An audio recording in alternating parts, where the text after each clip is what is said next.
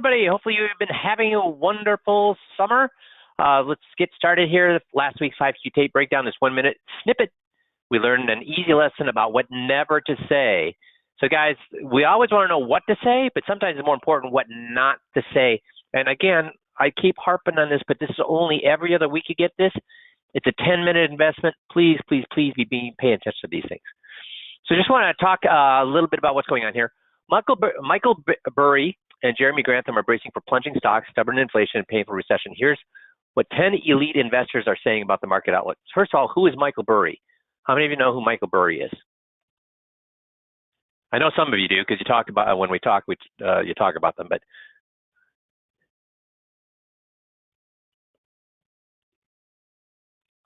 nobody? You ever see the movie The Big Short? Ever heard of The Big Short? Dean's got it.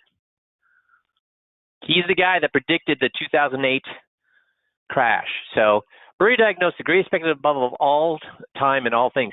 So this is, he's saying now, this is in June 2021, he warned buyers of meme stocks, cryptocurrencies were headed for mother of all crashes.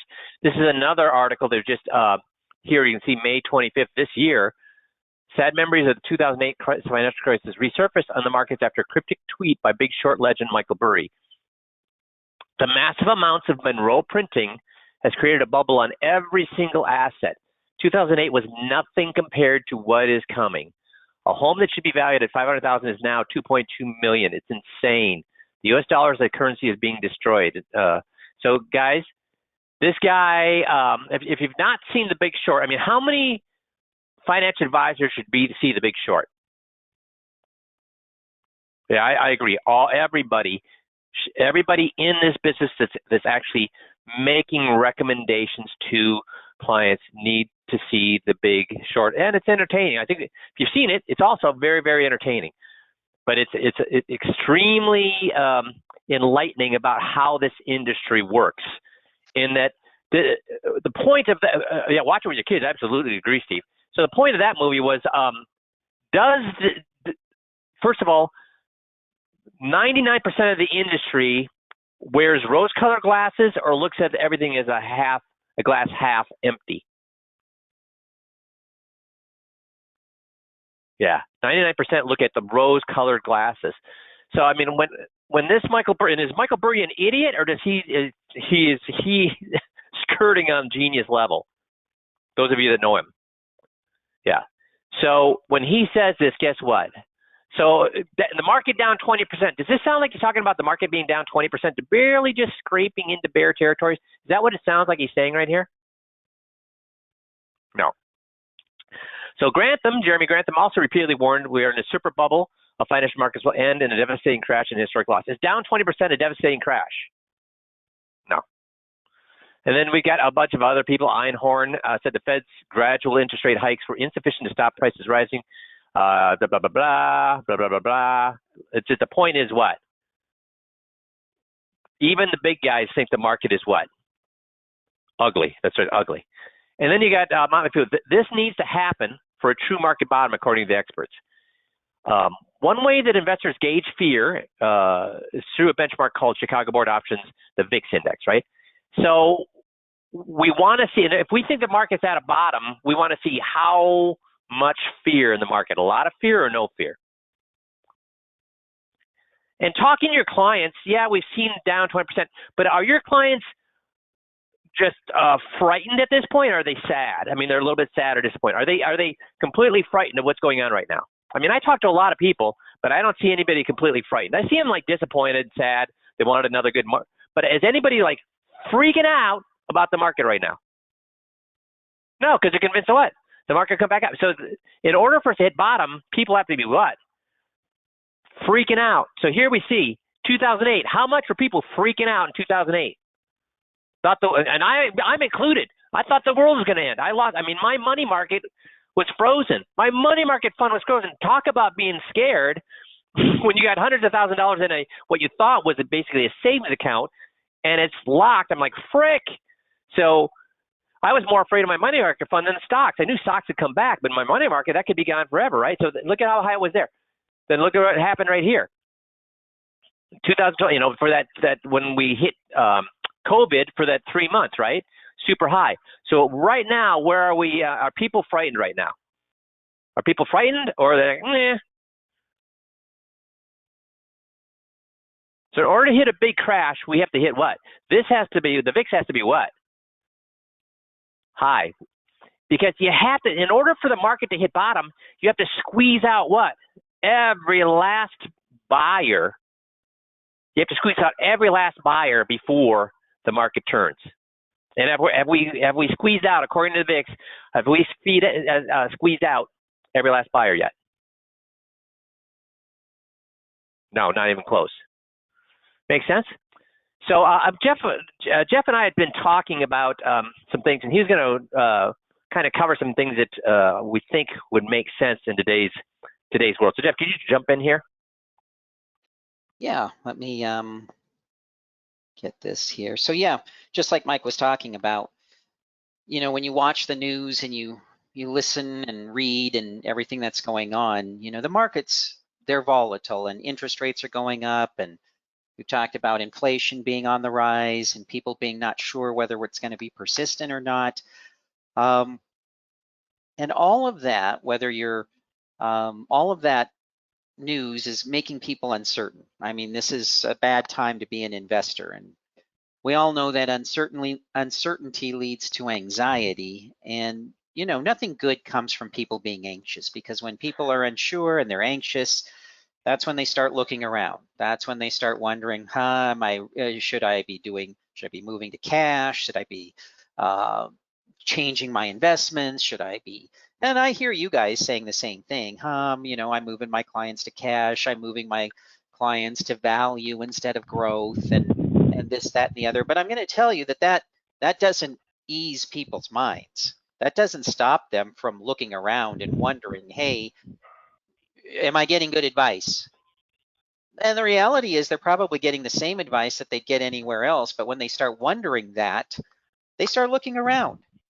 And so the best thing you can do is to remind them that, hey, I know what's going on. You need to be proactive and reach out to people and let them know that, hey, I'm on top of things, that I watch and I hear the news too, and I see what's going on. And remember, we have a plan in place to account for all the uncertainty and moving parts to the market that we've all been reading about. And so here's the thing, whether you have a plan like that or not, or you're looking for a plan like that, I want to show you something that a lot of advisors that I've been talking to are doing, because people always ask me, hey, what are other advisors doing? What are the most successful guys doing? Well, here's what they're doing. Because rates have gone up, these advisors are taking money under management and moving it to an FIA. And so Jerry talked about a product last week that had a 9% cap because rates have gone up so much. It had a 3-point something fixed account because rates have gone up so much. So rates have gone up, and that's a good reason to reach back out and talk to your clients and let them know that because rates are up, some things have changed. So what do they do with that? Because like we talked, we can say, oh, rates are up, good, going forward, it's going to be easier selling an FIA. Well, how can you use that now is the thing that we've been talking about. So this is what these advisors are doing. So they're taking, so I'm just going to use $1 million in assets under management. So if we were going to talk about $500,000, then we can just cut these numbers in half. If you're going to be talking about moving $2 million, you could double it. So if you took $1 million in assets under management, and you moved it to an FIA and explained that, hey, what we're going to do is we're going to use the 10% withdrawal feature in the FIA to kind of dollar cost average back into the market.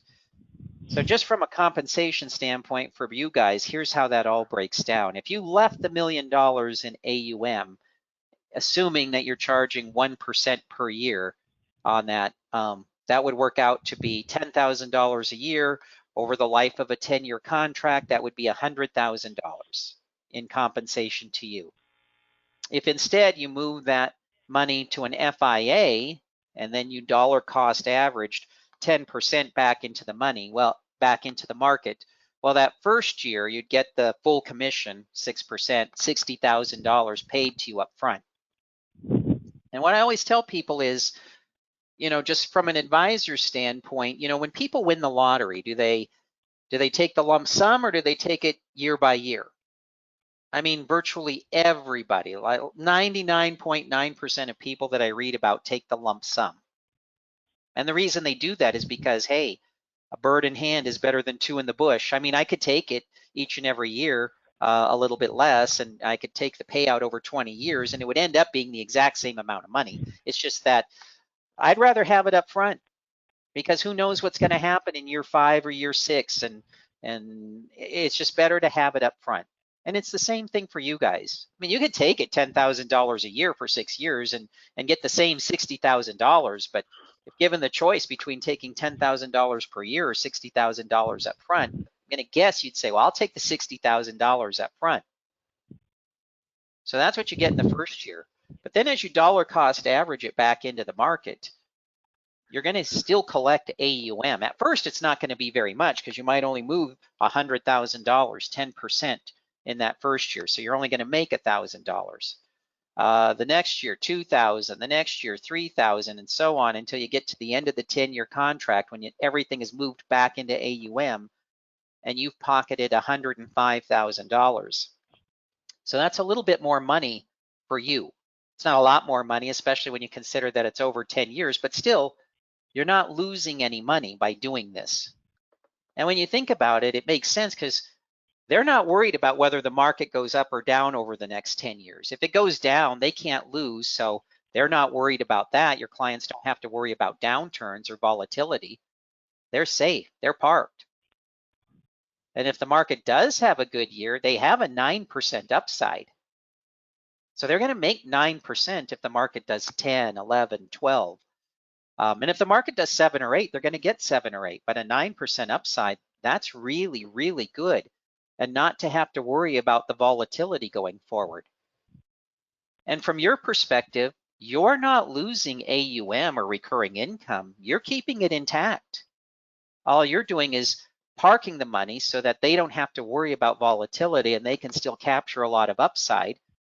And at the end of the 10 years, you're going to have pocketed a little bit more money, but more importantly, you're still going to have all your AUM and all your recurring income. And I wouldn't discount or kind of make light of this last one. You're going to retain clients because you have a plan. We're going to park it in a place where we can make 9%, not have to worry about losing for the next 10 years. You're going to retain those people who might otherwise have looked around, because if you're not reaching out to them and showing them something, they're not sitting on their hands and waiting for you to call. They're looking around. So if you don't show them something, somebody's going to show them something. And if somebody shows them something and they're uncertain and they're a little bit anxious, you're probably going to lose them as clients. So this is a way to retain clients, make the same, if not a little bit more money, and keep your business intact, if not grow it, because they're going to tell their friends that, hey, this is what our advisor is doing, and it makes a lot of sense. I mean, it's win-win, really. It's a win for you. It's a way that you can take the market uncertainty and the rising interest rates and use it to your advantage to grow both sides of your business and retain your clients with a plan that works and leverages the uncertainty and the interest rates going up that they see and read about too. So it's good for them and it's good for you. And like I said, people are always asking me, what's everybody else doing right now? Well, this is what they're doing. And so it's something that will appeal to everybody, not just prospects, but it's something to go back to your existing clients with as well. Well, one of our top producers in the last month has done $2.5 million doing this. And here's the funny thing, Jeff. Guess what he didn't do? He didn't even use his book of business. He brought this idea to his clients, and they started coughing up money from other advisors to do this. Yeah. So it's brand new money. Just this idea. His plan was to go back and move his assets under management into this and then dollar cost average in. The clients liked it so much that they left his assets under management, but told him about other accounts he didn't even know about. So $2.5 million. Guys, would you like to move $2.5 million in a month? $2.5 million new money came from other places just by offering this idea. He was actually going to use his book of business. They came to him with other monies and referrals because of this idea of taking money out of the market, moving into an FIA with a 9% cap, and then dollar cost averaging 10% in every year. Dudes, you need to be approaching your clients. You need to be talking about them right now with the market being down, and just saying, oh, everything's going to be okay. We just have to hold on for a long time. The market always comes back. Guys, does that work? When you say that to a client, what do they hear? When you say, everything's going to be okay. The market always comes down. It always comes back. So don't you worry. What does a client hear when you say that? That you get their pain or you're dismissing their pain? That you have a plan or you don't have a plan? And what Jeff just presented here is that a plan? Whether they do it or not, do they think, wow, I kind of like that? Whether they do it or not, are they going to say, wow, he's thinking about me. He's coming to me with good ideas. That's what we're looking for. Does that make sense? Sorry, Jeff. No, that's it. So yeah, I mean, like Mike said, they're not sitting on their hands. So when that other advisor goes back to them and presents this plan to them, I'm sure their other advisor said, hey, don't worry about it. We've got to, when the market goes down, we just have to wait for it to go back up. This is just a natural part of the market cycle, that when somebody comes to them with a plan and they think sounds good, they're like, you know what? That guy doesn't have a plan. His plan is to just sit and hope and pray and wait. I don't want to do that. I want to do something. Let's do it. And right now, Jeff, did we talk about that? We're at the market bottom. Yeah, we don't. We're probably not at the market bottom. So this is a good thing to do. And even if we think there are going to be some ups before it goes back down, with a 9% cap, you really can't go wrong. That makes sense, everybody? Coolio. So we'll go into our next topic. Thank you, Jeff. Appreciate that. Let's get back to my screen here. So I want to go back, and we haven't visited this for a very, very long time. What kind of, if you use the 21-point checklist, if you use our FIA presentation, what kind of closing ratio should you expect? I want everybody to answer this. Everybody answer this. What's your closing ratio if you use a 21-point checklist? So I got 2 answers. Come on, keep everybody. 50-50, 75, 40. Yes, it should be 100%. It should be, I use 94%. Why do I say 94%? Because that's what we've actually averaged. The funny thing is, though, that missing 6%, it could have been closed, but guess what the advisor decided? They didn't want them. That's right, Tom. They didn't want that other 6% because they were too labor intensive to keep them happy. So why do we expect 100% closing ratio with the FIA? Because if a client tells you over a 1 hour period using motivational interviewing 100 times in their own words that an FIA is the best place for their money, guess what they do? Not if you tell them, but if they tell you 100 times, if you're asking open-ended questions and they tell you 100 times because those open-ended questions is the best place to be, they move their money. Now, if you tell them, maybe you have a 50-50 closing ratio. So remember, our presentations don't work because they're great presentations. Our presentations work why? Our presentations, the FIA presentation, the 21-point checklist, do not work or do not close 100% because they're great presentations. They work. Tom's, again, good job, Tom. Tom gets it.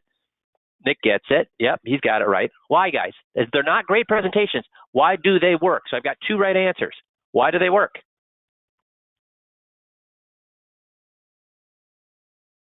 Because they say it right, because the people tell us. So when a tire kicker and a plate licker tells us that they can no longer trust their advisor's been screwing them, what does a tire kicker do and what does a plate licker do?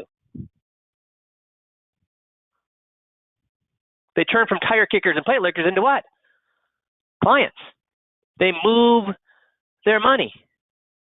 So easy, but you guys can sell easy people. You've been doing it. You wouldn't be in business if you couldn't sell easy people. What we want to do is close the tire kickers and plate lickers. Because when you market, I don't care how you market, lead generation, seminars, radio, What is the vast majority of your audience? Easy people? I don't care if it's seminars, radio, lead generation. I don't care how you market. What is the vast majority of people that show up? Easy people or tire kickers and plate lickers? The vast majority of people in your audience at a seminar, the vast majority of people in your radio are do-it-yourselfers and don't plan on moving. They're tire kickers and plate lickers. The vast majority of people in your lead generation collect information. They don't plan on moving. So the only way to get them moved is to have them tell you why they need to move to you. Let's talk about do-it-yourselfers for a second. Can we get 100% of do-it-yourselfers to move? Yes. How? What do we rely on for do-it-yourselfers? Let's just see a little test here. How do we rely, or how do we get do-it-yourselfers to move? What do we rely on? Partial, yep, Dale, partial. What partial? Which part are we going after? The wife, that's right too, Mark. What part are we going after? The bonds. So if you don't know how to close do-it-yourselfers, we've got 2 or 3 calls in our coaching call archives that will walk you through exactly how you do that. Because do-it-yourselfers think they're geniuses on what? Stocks, or do they think they're geniuses on bonds? Stocks. They think they're geniuses on stocks. So we say, hey, keep your stock portfolio, but let me handle your bond or your safe portfolio. Because our bonds, it's easy to research for the common person as stocks are. I mean, how many services are out there giving the average investor tons of information on bonds? Or are bonds pretty opaque to the average investor? They're opaque. So you leverage that. So we can get do-it-yourself by using our system. You can get do-it-yourselfers, 100% of do-it-yourselfers to move with part of their money. But isn't that better than nothing? We can get tire kickers and plate lickers who love their advisors to move all their money to us. Guys, you've heard me tell you this story before. In 1999 and 2000, the 2 years before I started coaching, when I was still a full-time advisor, each of those years I had somebody who their advisor was their son. One with Waddell and Reed, the other one was Thrivent, and they moved all their money. We can get those people to move their money. Now, can we agree some people are not closable, though? I mean, their advisor is their son or daughter. They're happy with the current situation. They love their advisor. They're do-it-yourselfer. They just want a free meal, just want free information. They have no intention of moving. So can we agree that some people just are not closable? See if anybody's been paying attention. Nick, Nick, you had the right answer first, and then you changed it. No, we can't agree on that. All these people are closable. If their advisors are son or daughter, but they find out now, I'm going to tell you a second how I close these folks here in a second. But let's talk about these. If their advisor is happy with their current situation, after the 21-point checklist, they're going to be what? Oh, sorry, Nick. If they love their advisor, what's going to happen? If they're do-it-yourselfer, what's going to happen? If they just want a free meal, what's going to happen? If they just want free information, if they have no intention of moving whatsoever, after a 21-point checklist where they spend an hour and a half telling you that they can no longer trust their current advisor, what are they going to do? Say, but I think I'll just stay with him. I know he's screwing me, but I guess I'll just stay with him. Is that what they're going to do? They're going to move. So every one of these people. Now, when you talk to other advisors, and if I ask this to a non-5Q advisor, would they agree with this? Yeah, some people just aren't. Yeah, some people love their current situation. They love their advisor. They do yourself. They want free meals. They're just there for free. How many non-5Q trained advisors would say, yeah, these people are just really not movable? Yes, all of them would. But they're wrong. They are movable. Everyone is closable. Even their son, their advisor, is movable. Now, people want to know, how did I do it? I'll just give you, do you want to hear a quick story about how I got those people to move? The son, when the son was the advisor, you want me to hear how we got them to move? Okay, so again, a lot of yeses. So what I did is just say, we went through the 21-point checklist. And instead of the son, I pointed the finger at who? One worked for Waddell and Reed, one worked for a Lutheran Brotherhood, which is now Thrivent. The firm, that's right, Mark. I pointed the finger at the firm. And then I showed them between turnover costs, expense, management expense, et cetera, they were paying, for example, let's say $9,000 in unnecessary fees.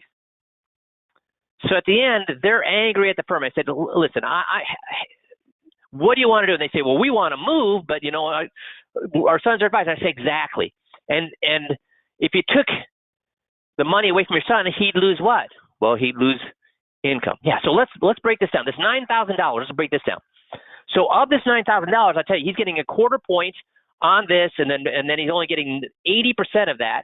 So I figured it out. So out of $9,000, your son's getting $2,000, and Lutheran Brotherhood's getting $7,000, or Waddell Reed is getting $7,000. So here's what we can do. You don't want to hurt your son, but do you want to be paying $9,000 you don't need to pay? And what they say to that? Well, no. So let's do this. We could move to a better place where you're not paying these unnecessary fees. You're going to get a higher rate of return, less risk, and we can do that without hurting your son, because you can take that $9,000 in savings, cut him a check for $2,000, and then the only person that's losing, or the only entity that's losing, is who? The other company. So then you can give your son the $2,000, you can pocket the $7,000, and the only person that's out is the firm. And what they say to that, do you think? Oh, and here's the great thing then. And then the other thing is, does your son even have to work anymore to make that money? Or are you basically just handing him that money? And if the market falls, or you've got problems, or there's customer service problems, do you have to get into an uncomfortable conversation with your son? If there's a mistake, do you have to sue your son? Or is he getting the same amount of money without any of the risks to you, to emotionally, without any of the risks financially, without any of the risks to your familial situation, you know, with siblings, etc.? Because if you lost a lot of money, guess what all the other siblings are going to do with your son? They're going to do what? Get mad. So we can either keep it where it is now and you pay the $9,000, or we can get rid of all those other problems, still give your son the $2,000, and you net the $7,000. Guess what both clients did?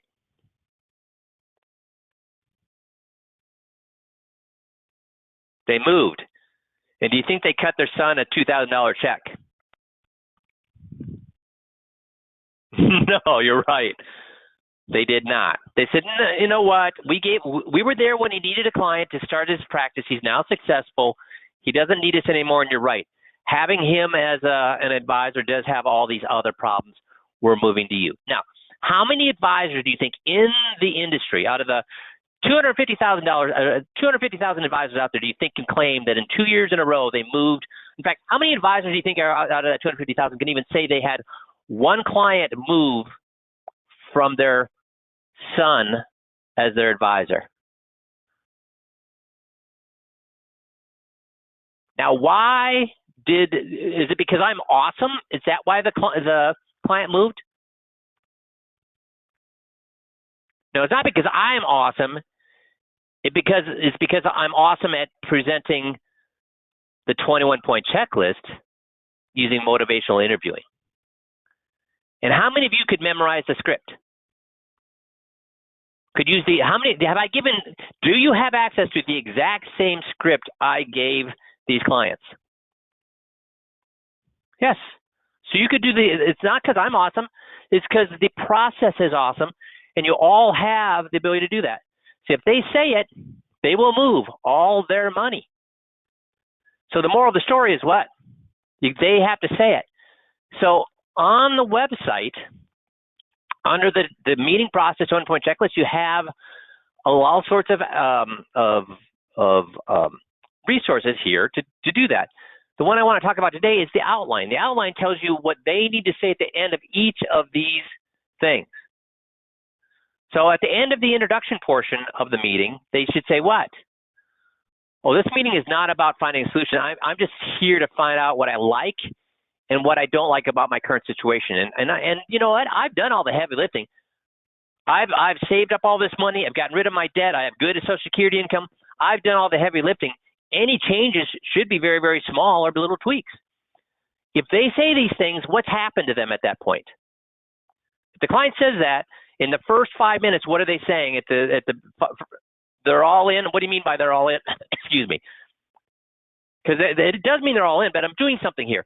What's happened when a client comes to before 5Q and a client was coming to you for your presentation, what were they afraid you're going to try to do? Before 5Q, yeah, you're going to try to sell them. So this first introduction here is about what? Can I possibly sell them if I tell them they're not going to get any solutions to this meeting? You're right. So this is lowering their resistance level. It's making them listen to what I'm saying instead of worrying or trying to counter every single thing I say.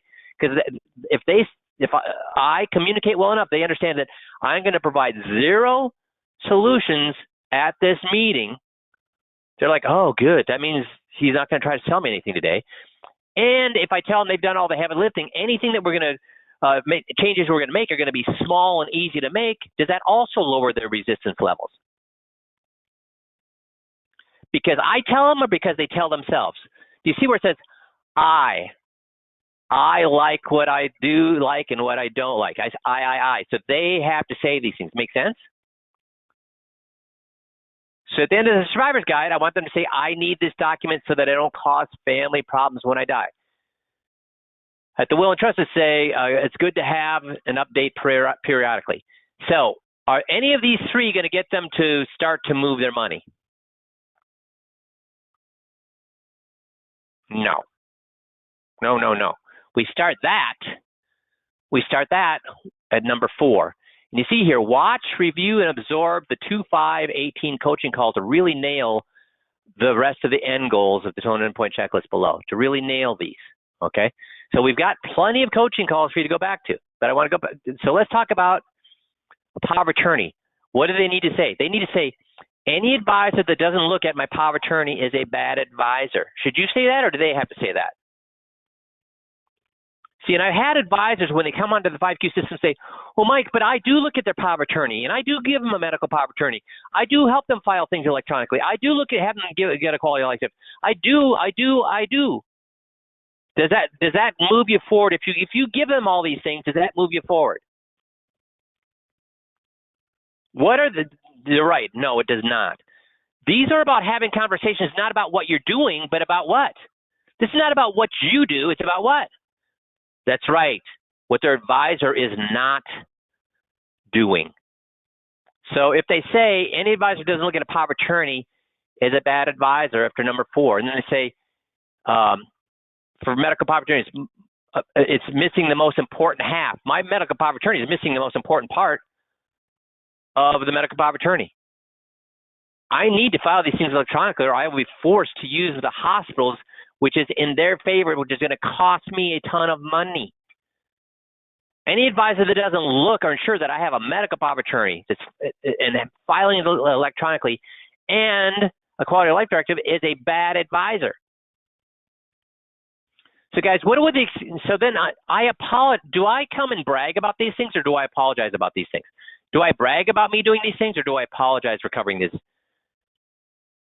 That's right. I apologize. I don't say, most advisors don't talk about power of attorney, but I do because I'm such a good advisor. I think it's very essential that we cover these things thoroughly, even because I'm a certified financial planner, and these are things that need to. Guys, when you do that, what happens? When you brag about the fact that you cover these, you're a great advisor because you're covering these things, what happens? That's right. They start to push back because they feel like you're selling. It's a turnoff. That's right. So instead of what I do is what? I say, and you're probably wondering why I'm talking about the power of attorney. I'm sorry this is boring. You want to talk about the sexy stuff. You want to talk about the investments. And so do I because, am I a power of attorney? So, Jeff, can you get in here?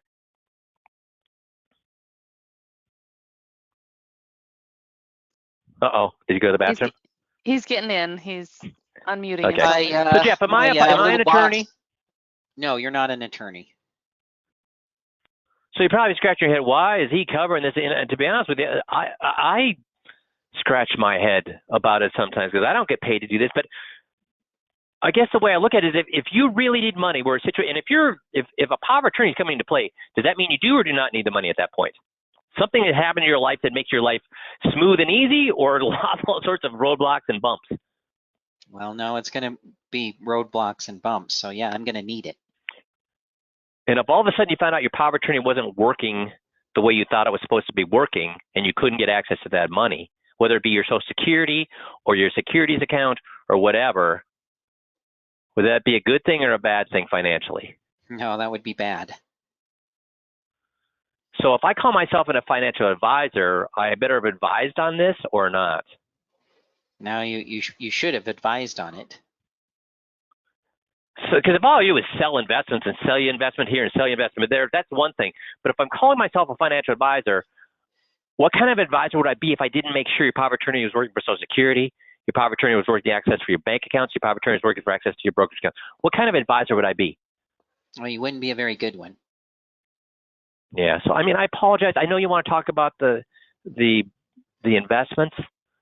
So I apologize for covering the power of attorney. I know it's boring and it's putsy, but why do I cover it? Well, to make sure that if anything happens, that it'll work. Right. Because what kind of advisor would I be if I didn't? Well, you wouldn't be a very good one. So guys, how many times did I have Jeff tell me I'd be a bad advisor if I didn't cover power of attorney?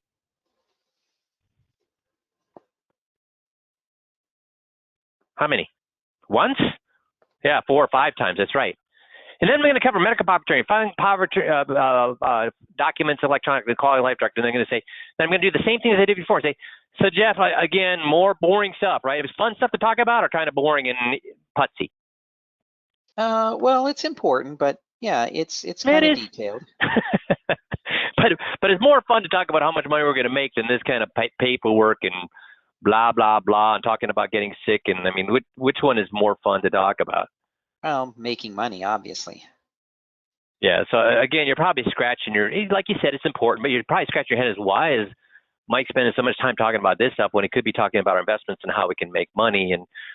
And I guess the way I look at it is, and again, I apologize for covering this stuff up front, but what is the one expense that could really undermine 30 or 40 years of savings in retirement? Hospital bills. Yeah. And how quickly can those eat up all of your assets? Oh, real fast. Yeah. And we talked about that if we didn't have these things completed, we're relying on our own decisions or on the hospital's decisions? No, we're relying on the hospital. And those attorneys that wrote their documentation are worried about you and your finances or making money for the hospital? No, they're worried about making money for the hospital. Right. So, again, I apologize for covering these things, but what kind of advisor would I be if I didn't even bring up and protect you from the biggest expense that could undermine all of your hard work? What kind of advisor would I be if I didn't cover these things? No, you'd be bad. I mean, what if I just said, you know what, this isn't my fault. Go talk to your doctor. Don't blame me if these things happen. Not my fault, not my agenda. Would I really be an advisor? Or would I be a salesman just selling investments? No, you'd just be a salesman. And you're looking for a financial advisor, someone who's going to give you advice on all aspects, or just somebody who's going to try to sell you investments and just talk to you about investments all the time? No, we're looking for an advisor. Yeah. So do you forgive me for covering these boring things? Because I got a few more boring things to cover. Sure.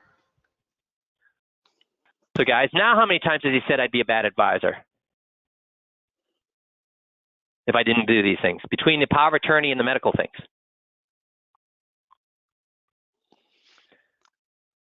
See, and what I'm talking about, do you remember those connect the dot pictures when you were a kid? Like you'd have a dots on a page and you connected 1, 2, 3, 4, 5, 6, 7, 8. If there's one dot on the page, do you have any clue what the picture is? But the more dots I add to the page, the clearer or the more unclear the picture gets. The more clear the picture gets. So now Jeff has connected the dots 10 times where he's saying, yeah, you'd be a bad advisor, Mike. You'd be a bad advisor, but you're not even my advisor. You know, my advisor, wait a minute, my advisor is covering these things. And we're going to go again then to the next one, and we're going to do the identity theft. And I say, so again, more boring stuff, Jeff, blah, blah, blah about identity theft. And so, you know, if I know that these are things that we don't want to happen. We'd rather talk about the sexy stuff, like how much we can make, but what kind of advisor would I be if I didn't cover identity theft? No, you'd be bad. Yeah, and that's so. And you know, the next thing is the property casualty. I go through that in the umbrella and say, now, am I a property casualty salesperson? Do I sell auto insurance and home insurance, as far as you know? As far as I know, no.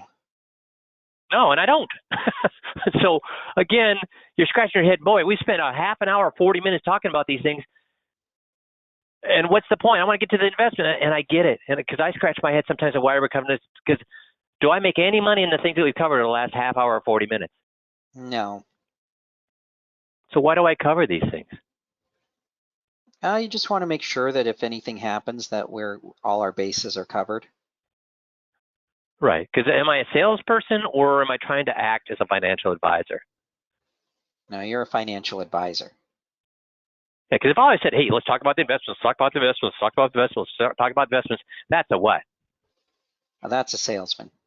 Okay, so guys, think about this. Jeff, have I mentioned your advisor yet? No. Have I said his name, referred to him, said he's a bad advisor? Nope, not at all. But what's starting to go on in your head at this point? Well, my advisor's not doing these things, so maybe he's not doing a very good job. And he's a what versus a what? Well, he's a salesman versus an advisor. Here's a great thing, guys. I have not even talked about the guy yet. So those of you that are cooks, what is accomplished when you have a steak or you have a brisket or whatever, and you take that wooden mallet and you start pounding on the piece of meat? What's happening? You're tenderizing it. What did I do with these 4 through 9? Without even mentioning the guy, what have I just done to that guy? I've been hitting him about the head and shoulders with a wooden hammer, and what's happening to him? So by the time I get to the meat, by the time I get to the titling and that he screwed that up, why? Now, with the titling, he screwed that up, why? Because if they say with the titling, my company had me sign the wrong form on purpose so they could make money on me when I'm dead, and then they want to do the same thing to my kids. If the client says that, they're already thinking my guy isn't doing a good job. He's not a good advisor. He's a salesman. But then we get him to the point where we're saying, wait a minute, he actually had me fill out the wrong piece of paper. He had access to the right piece of paper. He had me fill out the wrong piece of paper so he could make money on me when I'm dead. And then he wants to do the same thing to my kids. Now what's starting to happen, guys?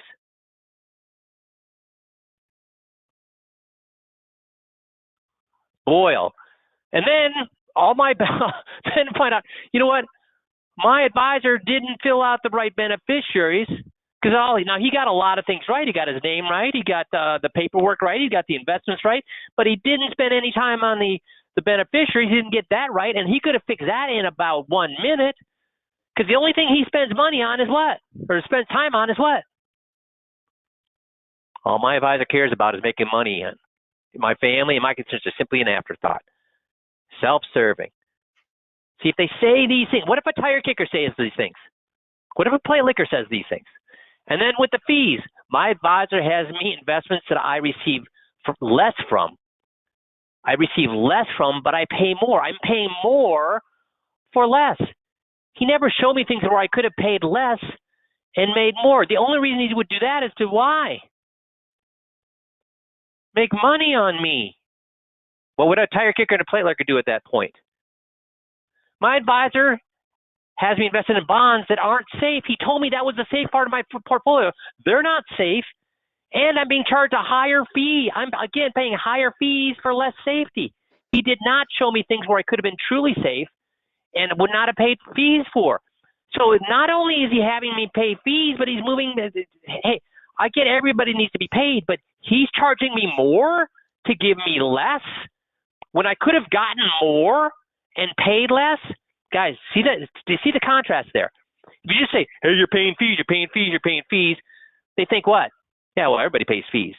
So what we're going through here is they're saying, wait a minute. You're telling me I'm paying more fees to get less than what I thought I was getting, where I could have actually got more than I have right now and paid less fees? Well, why would an advisor do that? Why would an advisor show you something where you were getting less and he was making more instead of something where you could get more and he would make less? Why would an advisor do that? See, if they're saying these things, guys, what will a plate liquor do? What will a tire kicker do? Waiting. My advisor has me too much risk because he makes more money on market investments. He does not have me in a privately weighted portfolio because he would make less money. My advisor has me with managers with less experience, and I'm paying more for them. I'm paying more for managers with less experience. He did not show me the managers with decades of experience that I could have paid way less for, such as Berkshire or Vanguard, so he could make more money. How much money will an advisor make if he recommended Berkshire Hathaway? How much money will they make? How much does it cost somebody to invest in Berkshire Hathaway? I'll tell you what, TD Ameritrade, it cost me about $1.90. I could invest $1 million in Berkshire Hathaway, and it cost me $1.90 for that trade. What would an advisor make on that? Now, I'm not telling people am I selling Berkshire Hathaway? No, I'm using it as a what? Contrast. There's reasons you shouldn't be investing in Berkshire Hathaway. I mean, Warren Buffett is how old? I'm not investing a ton of money in some place where that guy's going to go away at any moment. But was that ever shown to the guy to their client 10 years ago, or 5 years ago, or 8 years ago? No. Why? Turnover. My advisor has been telling me to buy and hold, but at the same time, he has me in things that are buying and selling willy-nilly. Why? Charging me all sorts of extra costs. He's talking out of one side of his mouth or both sides of his mouth. Buy and hold, but all the investments are going churning to make him money. So why does he tell me buy and hold and selling me things that are not buying and holding? For one reason only, right? He put me into funds with high turnover that pay more for that I have to pay more for, and he never showed me funds that I could have had low turnover that I would have paid much less for, so he could make more money. He has me in things risk reward. He has me in things with higher risk that I pay more for. I'm paying more for higher risk. I could have been in things that were lower risk with less fees, just so he could make more money. He's got me in all these different funds, say I'm diversified, but they're all acting like what? He's saying, hey, I've got you in all these investments. I got you in 15 investments because you're diversified. But after looking at the correlation on Morningstar, they're all acting like what? Diversified, or they're all acting the same? They're all going to react identically to outside pressures. So why the heck would he do that? He's doing that because he knew that if I knew all those 15 investments were acting the same, I could have invested in one thing. It would have been simple. And then I wouldn't have needed him, and he wouldn't have made any money on me. And then at the end, I go backwards to the 21. So again, why? He says you're diversified. Are you? No. Why are you not diversified? Because he wanted to make me think it was more complicated than it is. So I'd have to stay with him so he could make money on me. And risk reward, we found out what? Well, we found out that he's got me in things that are much higher risk for less return, so he can make more money on me. And we found out with the turnover that what? Well, we found out that he keeps telling me buy and hold, and yet the things he has in are causing me an extra $7,000 a year in unnecessary fees. Why? So he can make more money. We found out your tenure, you have managers with a lot of experience and less experience. Less experience, and you know what? I could have got one for a lot. See, I'm going to go back through all of these things. If a plate licker goes back and says all these things, what that plate licker going to do at the end of the meeting? They're going to move. If a tire kicker says all these things at the end of the meeting, what are they going to do? They're going to move. If a son who is their advisor, if a couple whose son is their advisor says these things at the end of the meeting, what are they going to do? Along with that little thing that I did, said, listen, let's look at the fees. Let's give your son the same amount of money, but we'll save the rest for that you were paying to the firm for you. With that little addition to that script, how many of them are going to move their money? So guys, you have the key to closing 100% of the people you sit down with. What are you doing with the key? Do you have that key locked in a safe deposit box that you're not using?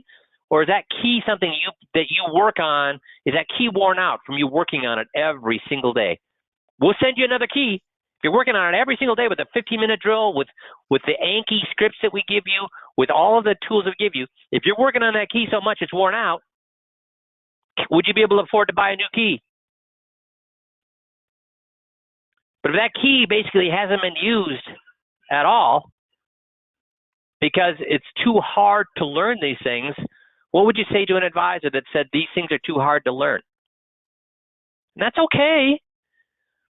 That's okay. I mean, Jeff, in the last 22 years of coaching, guys, have we had guys that said this is too hard to learn? Yeah, we've heard that before. Absolutely. Yeah, and that's okay, right? As long as they Yep, what? Yep.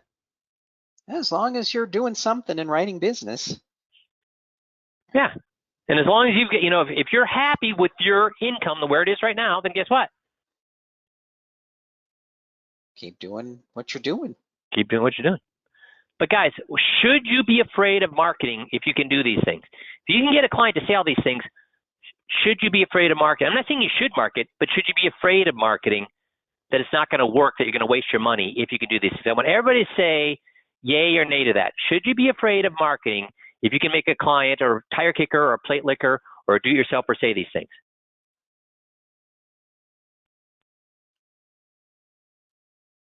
Okay, everybody's saying no. That's right. So I don't care if you market or not, but if you're not marketing, Jeff, if somebody tells you they're not marketing because they're afraid that marketing doesn't work, what would you tell them?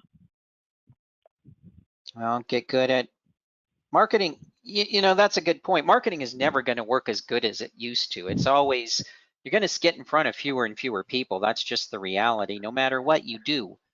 So you have to be good And at are those closing fewer people people. going to be easy? No, they're going to be hard. They're going to be hard. So you have to get better at closing people. So if you're afraid of marketing, then get good at closing people. That way you don't have to be afraid anymore. But the funny thing is, back in 1997, 98, everybody was afraid to do seminars. Why?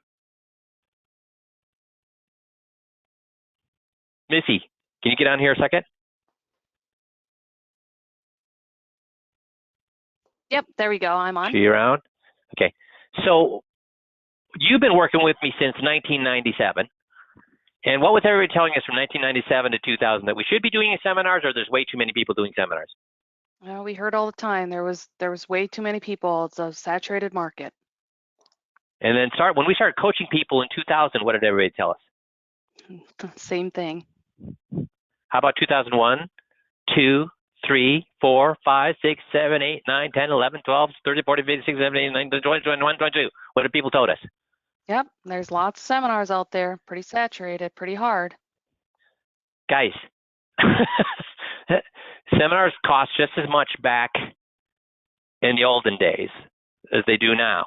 They have just as we're getting a 0.5% or 1% response rate in 1999. Guess what people are getting now? 0.5% to, if you're lucky, at 1%. So it's not. The reason when I talk to people, the reason people stop marketing is not because they can't get in front of people. They tell me I can't get in front of the right people. And Jeff, what do they mean by can't get in front of the right? And we've been hearing this. I've been saying it for decades myself before I learned better. But since 2020, since we've been coaching guys, people say I can't get in front of the right people with marketing. What are they talking about when they say they can't get in front of the right people, Jeff? They're talking about people who are ready to move, people who have decided to move and are willing to move and ready to move and don't need any convincing, and they're just go to a seminar and say that's it. I'm ready. I'm going to move to this guy. That's who you. Yeah, Jeff. I got 40 people in my room for a Social Security workshop, but they weren't there to move money. I mean, they already had advisors. All they were there for free information. They're just plate kickers and tire kickers. Or, yeah, sure, I had an event, but, I fed them, and all they were there for is a meal. So it was a waste of my time, wasting my money. They're there to eat the meal. Guys, yeah, I know. That's when I did seminars, guess what? When I was making $1 million, and $1 million a year 20 years ago, what was that today? $1 million a year 20 years ago, what would that be like today? And I'm just talking about inflation. I'm not even talking about the people have more money in their accounts than they had back then too, because people had pensions 20 years ago. They don't today. So guys, do I care if they're there for the meal? Do I care if they're there as a plate licker? Do I care if they're there as a tire kicker? Do I care if their son is their advisor? Do I care if they're a do-it-yourselfer? No. Why? Because I'm awesome at these skills. But the thing is, can anybody, guys, or Missy, or Jeff, do we have guys on our system and our top 10 that are awesome at these skills. Yeah, we have people that can do Absolutely. it. Absolutely. Yeah, and why are they in the top 10?